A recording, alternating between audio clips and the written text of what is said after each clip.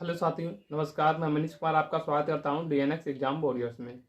तो हम आपको बताएं कि आप जो थंबनेल तो आपने देख ही लिया होगा कि हम किस पे बात करेंगे। तो आज हम मॉक टेस्ट पे बात करेंगे कि हम अपना स्कोर कैसे बढ़ाएं और मेरा इतना स्कोर कैसे बढ़ा है। तो हम आपको बता दें कि आप मॉक टेस्ट तो लगा लेते होगे, लेकिन मॉक टेस्ट लगाने के बाद उसका सही से एनालिसिस नहीं कर पाते हो कि किस तरह से हम आगे की अपनी स्ट्रेटजी बनाएं। और मॉक तो सभी लगाते हैं, मतलब लगाते हैं, क्या सभी लोग लगाते हैं, जितने भी एग्ज़ाम देंगे वो मॉक तो लगाएंगे ही। लेकिन हम उस मॉक का फ़ायदा नहीं उठा पाते हैं। फ़ायदा कैसे उठाएंगे वो हम आपको बताएंगे। अब आप मॉक लगाने के बाद, मॉक तो लगा लेते हो, मॉक लगाने के बाद जब आप उसका स्कोर कार्ड देख के अपना मॉक बंद करके चले जाते हो, लेकिन ये नहीं देखते हो कि आपके कौन से क्वेश्चंस गलत हुए हैं और किस सब्जेक्ट में क्वेश्चंस गलत हुए हैं। तो पहले हम बात करेंगे किसके ऊपर, कि मॉक का एनालिसिस कैसे करें। फिर हम बात करेंगे इसके ऊपर कि स्कोर कैसे बढ़ाएं। तो मॉक का एनालिसिस कैसे करो, तो मॉक का एनालिसिस ऐसे करो कि सबसे पहले तो आपने मॉक लगा लिया, फिर जब मॉक खुल जाए मतलब उसके आंसर देखने हैं कि किस क्वेश्चंस के कितने मतलब सही आंसर हैं। तो मतलब सबसे पहले आपको क्या देखना है, सबसे पहले आपको उन क्वेश्चंस को देखना है जो आपके क्वेश्चंस गलत हुए हैं। और आपके क्वेश्चंस जो गलत हुए हैं उन क्वेश्चंस को मतलब लिखना कि हमारे ये क्वेश्चंस गलत हुए हैं। क्वेश्चंस ना लिख सको तो उनके टॉपिक्स लिख लेना, और टॉपिक्स ना लिख सको तो वो किस सब्जेक्ट से गलत हुए हैं ये लिखना। तो ये एक तरीका होता है जीएस का और मैथ का और हिंदी का और रीजनिंग का। जिस जिस चैप्टर से आपके गलत हुए हैं क्वेश्चन वो चैप्टर्स लिख लेना कम से कम। अगर आपको कम समय में, पहली बात तो ये है कि आप उस टाइप के क्वेश्चंस देखना सबसे पहले, फिर उस चैप्टर को देखना।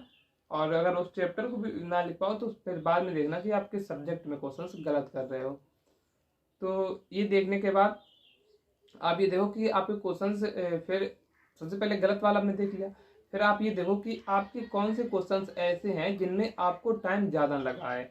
मतलब ये है कि आप जितना टाइम लगना चाहिए, यानी कि 1 मिनट से ज़्यादा टाइम नहीं लगना चाहिए, उसमें आपको क्वेश्चंस में 2-2 मिनट लग रहे हैं। तो जिन क्वेश्चंस को 2-2 मिनट लग रहे हैं उनको देखना है, उनके चैप्टर्स लिखना है, उन सवाल को लिख लेना है कि ये क्वेश्चंस में हमें ज़्यादा टाइम लग रहा है। अब ये दो चीजें आपने देख ली कि किन क्वेश्चंस में आपका ज्यादा टाइम लग रहा है और किन क्वेश्चंस में आप मतलब हल नहीं हो, किन क्वेश्चंस को गलत हो रहे हैं। फिर आप इसके बीच में एक चीज और देख लेना कि कौन से क्वेश्चंस आपसे नहीं लग रहे हैं। आपसे क्वेश्चंस जो हो नहीं रहे हैं उनको भी आप लिख लेना कि ये क्वेश्चंस हमसे नहीं हुए हैं। इतना एनालिसिस करने के बाद आप क्या करना कि अब ये टॉपिक्स जैसे जीएस लिख लेना, फिर हिंदी, मैथ, रीजनिंग लिख लेना, फिर देखना, फिर उसके बाद रॉन्ग क्वेश्चंस लिखना कि हमने इतने क्वेश्चंस गलत किए इसमें, इतने इसमें गलत किए, इतने इसमें गलत किए, इतने इसमें गलत किए।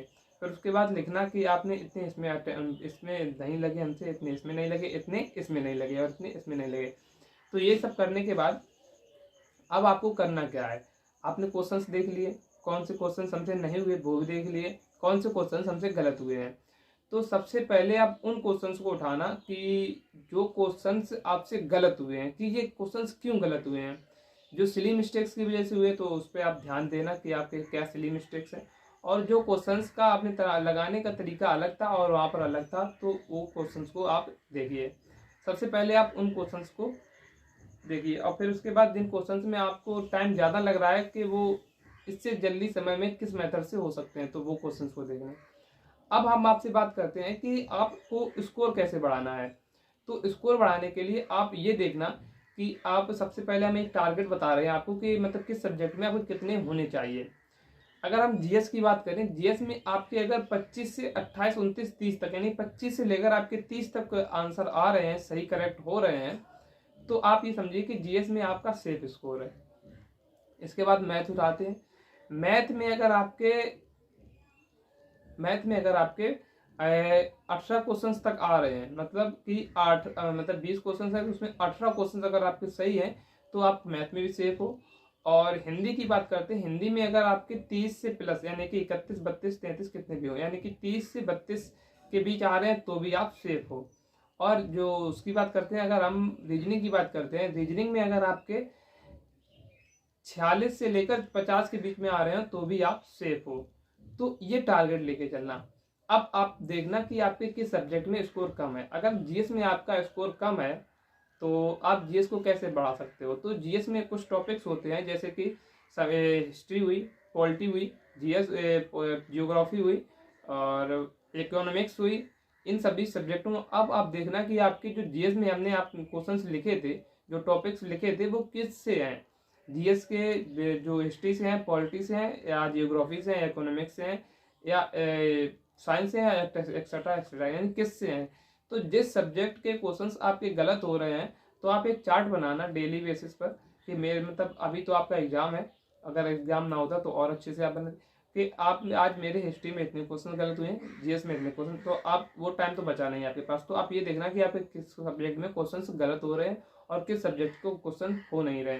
तो सबसे पहले आप उन सब्जेक्ट को ही पढ़ना कि जिनमें आपके क्वेश्चन गलत हुए हैं और नहीं हुए हैं। जैसे हिस्ट्री के अगर 4 क्वेश्चन आया कि आपके 2 क्वेश्चन सही है, 2 क्वेश्चन गलत है, सबसे पहले हिस्ट्री को देखिए। और अगर आपको बता दें कि अगर कोई सब्जेक्ट जीएस में लिमिटेड है और जो उसमें नंबर पूरे में पूरे लाए जा सकते हैं, तो वो जीएस का संविधान है। तो संविधान में अगर 4 क्वेश्चन आए या 5 क्वेश्चन आए, तो 5 क्वेश्चन के पांचों क्वेश्चन के आप सही आंसर दे सकते हो। संविधान एक ऐसा चैप्टर है, सब्जेक्ट है। फिर उसके बाद हिस्ट्री ऐसा सब्जेक्ट है। फिर उसके बाद हिस्ट्री के बाद आप अगर जियोग्राफी में नदियाँ आदियाँ सब सही पढ़ी हैं आपने, तो जियोग्राफी भी नंबर नहीं कटेंगे। इकोनॉमिक्स में तो 1-2 क्वेश्चन अगर बैंक रैंक सही है तो 2-3 क्वेश्चन आए तो 1-2 क्वेश्चन हो जाते हैं, 1-2 अगर नहीं हुए तो भी उसमें टेंशन लेने की बात नहीं है। अब बात करते हैं हिंदी की। हिंदी में अगर आपके 30 से 32 क्वेश्चन सही हो रहे हैं तो ये आपकी गलत नहीं है। अगर आपके इतने क्वेश्चन से नीचे जा रहे हैं तो आपको सोचने की बात है। अब ये बताइए कि आपका स्कोर क्यों नहीं बढ़ रहा है। आप अब देखिए कि आपका स्कोर किस सब्जेक्ट में कम जा रहा है। अगर जीएस में कम जा रहा है तो जीएस के लिए ने बता दिया। हिंदी में अगर कम जा रहा है तो क्या करना है कि हिंदी, अगर आप इन चारों सब्जेक्ट में आपका नंबर किस में कम जा रहा है, अगर सबसे हिंदी में जा रहा है कम, तो सबसे पहले आप किसको कंप्लीट करिए, हिंदी को कंप्लीट करिए, क्योंकि हिंदी एकमात्र ऐसा सब्जेक्ट है जिसमें आप कम समय में सर्वाधिक स्कोर कर सकते हो। आपके मतलब 5-6 दिन में अगर प्रैक्टिस सही से कर ली, सभी चैप्टर्स की अगर 1-1 घंटे की क्लास ले ली, लगभग 10-12 घंटे दे दिए अगर हिंदी को, तो 10-12 घंटे हिंदी को देने का मतलब है आप अगर 25 पे आ रहे हो तो 4-5 नंबर बढ़ाना, यानी 4-5 क्वेश्चंस को बढ़ाना, यानी कि 8-10 नंबर को बढ़ाना। तो सबसे पहले आप हिंदी को टारगेट, अगर हिंदी में आपके 30-32 से कम आ रहे हैं तो सबसे पहले आप हिंदी को टारगेट कीजिए, क्योंकि हिंदी को टारगेट करने से आपके जो सब्जेक्ट हैं वो कंप्लीट हो जाए। हिंदी को टारगेट करने से आपका स्कोर एकदम बढ़ेगा। हम आपको बता दें, पहले मेरा स्कोर 200 के करीब पहुंचता था, लगभग 180 सॉरी 190, 195, 192, 193 इतना स्कोर पहुंचता था मेरे। लेकिन हिंदी में मेरे क्वेश्चन 24, 25, 26 ऐसे क्वेश्चन सही हो रहे थे। फिर मैंने हिंदी को क्या किया, मैंने हिंदी को नवीन शर्मा सर की 200 प्ले लिस्ट, 200 क्लासेस की एक प्ले लिस्ट है, मैंने कहा आज चलो कोई नहीं, इसको एक बार पूरा खत्म कर लेते हैं, फिर देखते हैं कि क्या होता है। फिर मैंने जब उसको खत्म किया तब मेरे नंबर 220 के प्लस जाने लगे एकदम, मतलब एकदम स्कोर बढ़ा। मैंने बहुत कोशिश की स्कोर बढ़ाने की, नहीं बढ़ रहा था, लेकिन जब मैंने हिंदी को कंप्लीट किया तब मेरा स्कोर एकदम बढ़ गया, उछाल मिल गया एकदम स्कोर में। तो हिंदी आप सबसे पहले स्कोरिंग का सब्जेक्ट करिए। फिर हिंदी के बाद अगर रीजनिंग में आपके अगर 40 क्वेश्चन आ रहे हैं तो थोड़ी चिंता वाली बात है। तो रीजनिंग की बात करते हैं तो रीजनिंग भी आप डेवलप कर सकते हो। जैसा आपकी माइंड थ्रोस, यानी कि आपकी सोचने की क्षमता जितनी अधिक होगी आप उतना ज़्यादा रीजनिंग में परफॉर्मेंस कर सकते हो। तो रीजनिंग की बात करते हैं, हिंदी के बाद आप रीजनिंग को टारगेट कीजिए कि रीजनिंग में आप मतलब 46, 47, 48, 50 क्वेश्चन तक आप पहुंच सको। 50 नहीं तो 47, 48, 46, 47, 48 तक आपके क्वेश्चन सही होने चाहिए। तो यहाँ तक तो आपके 46, 47 क्वेश्चन सही हो गए। रीजनिंग की बात हो गई। अब मैथ की बात करते हैं लास्ट में।